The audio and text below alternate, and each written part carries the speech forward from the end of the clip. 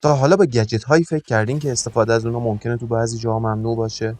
گجت هایی که بشه باهاشون کارهای غیرقانونی انجام داد که باعث بشه تا دولت ها استفاده و به همراه داشتن اونها رو غیرقانونی اعلام کنن. گجت های ممنوعه. تو این ویدیو میخوایم گجت های جالبی رو بهتون معرفی کنیم که استفاده از اونها ممکنه شما رو به دردسر بندازه. خیلی از این گجت ها رو هنوز میتونین توی آمازون یا اینترنت پیدا کنین.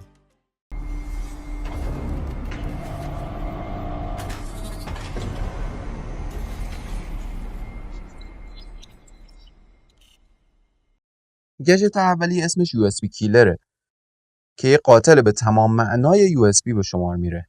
این گجت که قیافش خیلی شبیه یه کولدیسک معمولیه میتونه تو یه چشم به هم زدن دستگاه شما رو نابود کنه. ببینین به محض اینکه USB رو میزنه به کنسولش، کنسول از کار میفته. این کولدیسک قاتل توش برنامه‌هایی نوشته شده و سیستمی به کار رفته که فشار زیادی به سیستم برقی دستگاهتون میاره. ببینین وقتی به کامپیوتر وصل میشه چه اتفاقی میفته. CPU کامپیوتر دود ازش بلند میشه.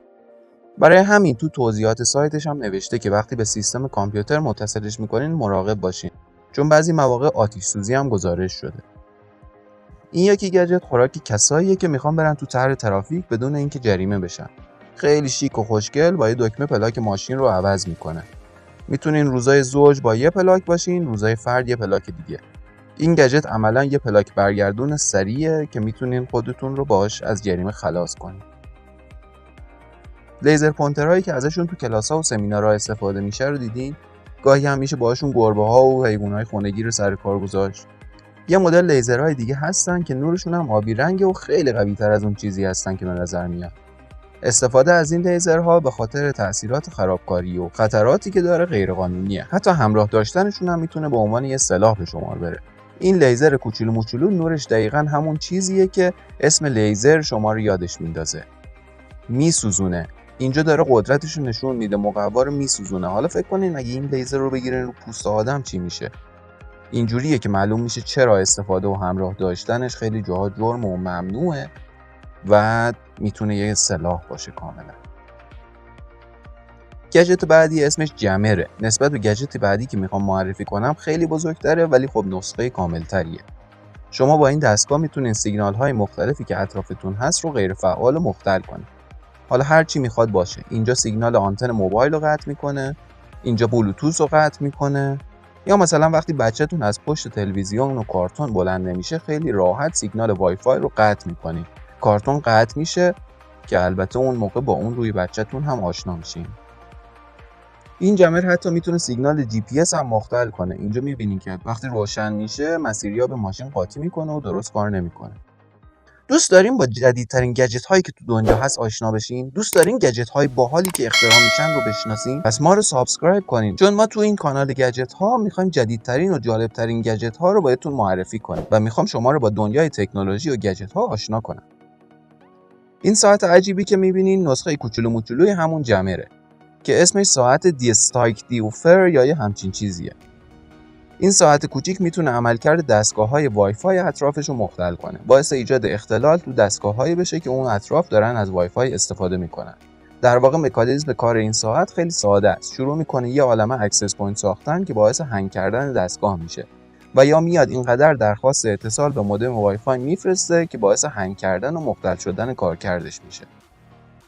3 تا گجت دیگه‌ای که میخوام بهتون معرفی کنم خوراکی کسایی هستن که از خلاقیت خوششون میاد. خیلی ساده ولی خلاقانه ساخته شدن. حالا چرا میگم خلاقیت الان متوجه میشین.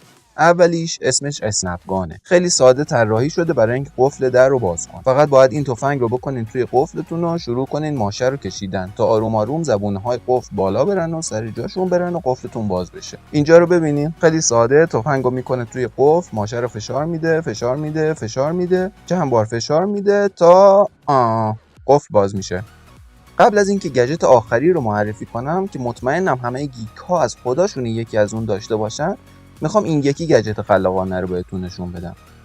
چقدر ساده اومده مشکل خیلی از کسایی که نمیخوان پلاکشون دیده بشه و کل پول به اون موتوریا میدن که جلوی پلاکشون رانندگی کنن رو برطرف میکنه. این گجت در واقع یه آهنرباست که با زدن یه دکمه خاصیت آهنرباییش رو از دست میده یا دوباره با خاصیت آهنرباییش برمیگرده.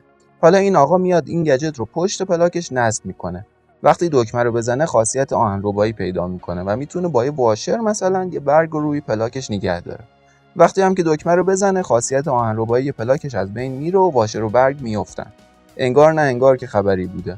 به قول معروف دیوار حاشا هم که بلنده، خیال راحت. اما حالا این گجت که گفتم همه گیک ها عاشقشن چیه؟ گجتی که حتی تست کردن و بازی کردن باهاش هم باید جالب باشه. ظاهرش مثل یه اسباب بازی میمونه ولی کارهایی که از پسش برمیاد فوق‌العاده است.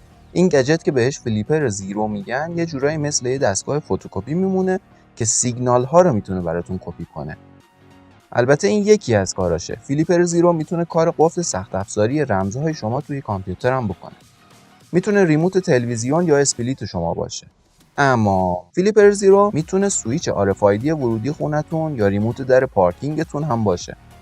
در حالت مثبت میتونیم بگیم فلیپر زیرو میتونه کارهای همه ریموت های شما رو با یه دستگاه انجام بده. اما در خیلی از جاها داشتن این فلیپر زیرو غیر قانونیه. باید بگیم فلیپر زیرو میتونه سیگنال هایی که اطرافش پیدا میکنه رو ضبط کنه و به وقتش اونا رو کپی کنه. یعنی همون جور که میتونین باهاش ریموت در خونه خودتون رو بهش معرفی کنین، کافیه وقتی دوستتون یا همسایه‌تون داره در پارکینگ خونه‌شون رو باز میکنه، فلیپرتون رو بذارین رو حالت ضبط. اینجوری شما حالا اطلاعات سیگنال در پارکینگ خونه دوستتون رو هم دارید و هر وقت دوست داشتین میتونین برین در خونش رو باز کنین. اگه دوست دارین با دنیای گجت ها آشنا بشین، کانال ما رو سابسکرایب کنین و دکمه لایک رو فشار بدین.